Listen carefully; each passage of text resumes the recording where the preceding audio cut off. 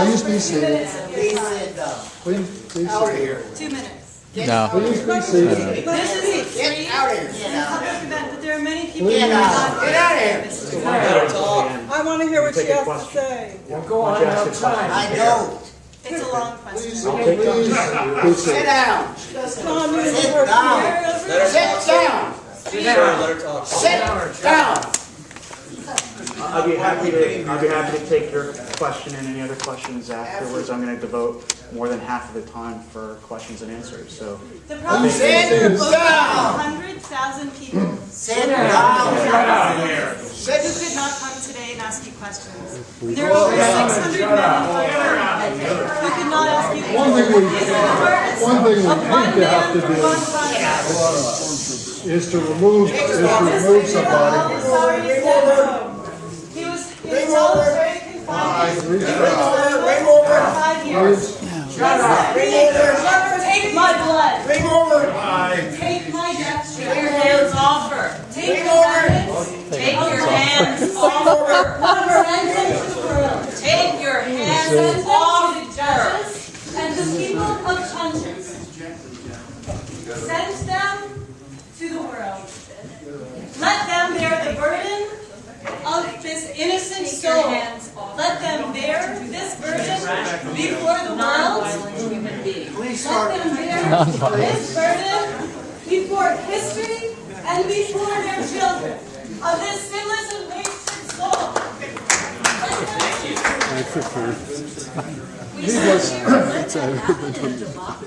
Shame That's on amazing.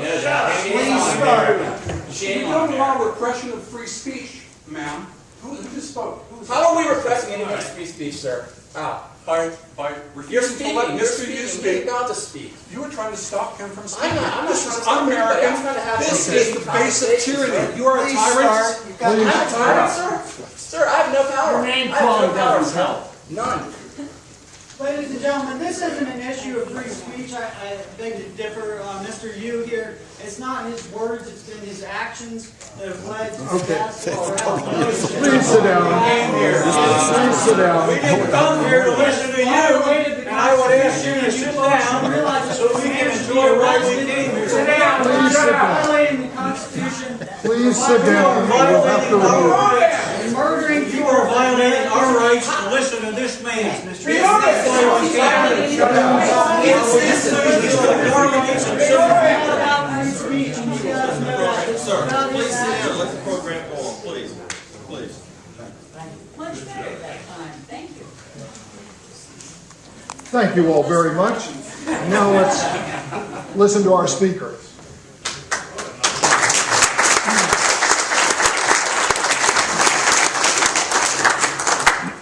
I'd like to, thank you for the invitation to speak here. I also like to thank George for arranging things so I would feel at home as if I were Berkeley, California, where we have raised protesting to a fine, fine art. It was a great pleasure to come back to the Miller Center and to speak about my new book, Crisis in Command, which is a history of presidential power between the times of Washington and George W. Bush. It's also a great pleasure to come here. John, what about the torture memos? Yeah, we'll get to that, don't worry. So the Dred Scott is still a governing case, and you will hear about it. Don't worry, you'll hear about it. Hear all this justification. You'll Nothing that justifies torture, John. There is nothing that justifies torture. No history justifies torture at first strike. One of the things or we John pride Doe. ourselves on here is having respect for Nothing the justifies speakers, torture. and we're going to have to remove you if you don't sit down and let the speaker finish his comments. I will sit down, but I want you to know that it's very difficult to listen to. Go out. It's very difficult We're for going to me have to to ask you to listen. leave if you don't sit down. I will sit down. Sir, how can you sponsor I our just Please want sit down. to Please say, sit down. John, and be quiet. you must Please. go to your feelings as well as your Sit down. mind. These are human beings. Sit These down. are human beings. Please sit down. Yeah, how about some Q&A? We'll have Q&A when Mr. Yu is Sir, how can finished, you as I started. how can you condone host somebody who condones Please. torture. Tyranny. That's tyranny. You are a tyrant, sir. I'm a You are a tyrant. tyrant. I'm a Virginian, sir, and an American. You are a tyrant. I'm a Virginian and an American. If there's any more interruptions of Mr. Yu's talk, until we get to the Q&A, we're going to have to ask you to leave the premises. Sir, can Thank I, you. afterwards, can I ask you how you can host a member who condones torture? Can I ask you that afterwards, sir? Any further interruptions and we'll have to remove you from the room. I have to say it's a time of great personal sadness. I've been here for 7 years. We've had some extremely controversial people on both sides of major issues that are facing this country, important issues. And we've always accorded them respect, even if we don't agree with them, even if we passionately disagree. Sir, And so we pride ourselves in this room on extending simple civil courtesy to our speakers. And we will continue to do whatever we need to preserve that atmosphere. Also, let me just say, I dimly understand that I'm controversial in various ways, and I'm more than happy to take questions of any kind on any subject once I get to finish my talk, and then there'll be at least a half hour for people to ask whatever they like. I'm certainly not afraid to take questions. One thing I very much believe, actually, is that if you serve in the government, you have a responsibility to explain why we made the decisions that we did. But if you prevent me from actually giving the answers, you're never going to hear them. So I'm not resistant or hiding any way to answer any questions you'd like to ask, but just wait your time. I would like to thank George again for duplicating a Berkeley atmosphere, though, in Virginia. I didn't think it could be done, but you've done it quite well. In 1812, wanted to take over Canada. 2 minutes, warning. I don't, not by my clock. You said a half an hour, 40 minutes. Well, because of the interruptions, we're going to let Mr. Yu say. I'm worried about questions. He said he would answer questions. I will answer a lot of questions, sir. 2 minutes. I'm sure we'll go back so you can ask your The questions. torture memos, please. Please stop being disruptive. So, what happened in the War of 1812 was that we declared war so that we could take over Canada. And I have to say, as an immigrant to the country, I never understood the American fascination with invading and taking over Canada. It seems that we have things very much the way we like them, where all these smart Canadians move here anyway to take advantage of our higher salaries. But at this time, there was this great obsession with invading and taking over Canada, and it failed miserably.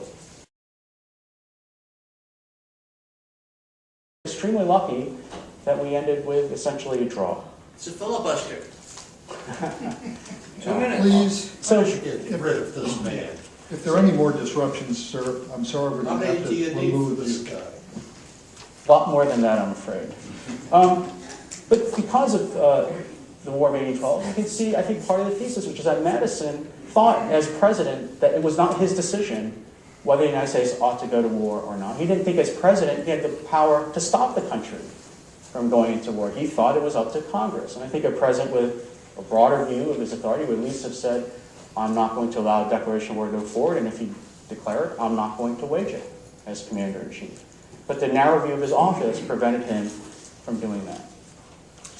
So let me just take 3 lessons from this history about what I think it shows about the president's powers, and then I will open it up to questions.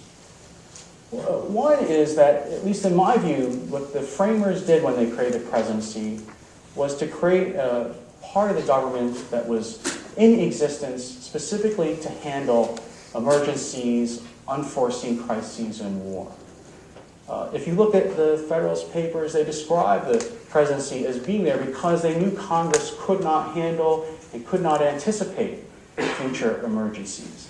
And that's why they designed the executive branch in the weird way that it's designed. It has only one person as the president, and that person still, even to this day, is responsible for most of the decisions made in that branch. The reason they did that is because they thought one person could act with the speed and decisiveness that a large legislature lacked. But because of that, I also think that presidential power should fluctuate. Right? That during periods where we aren't in emergency or war, the framers expected And our history, for the most part, has shown that the president's powers would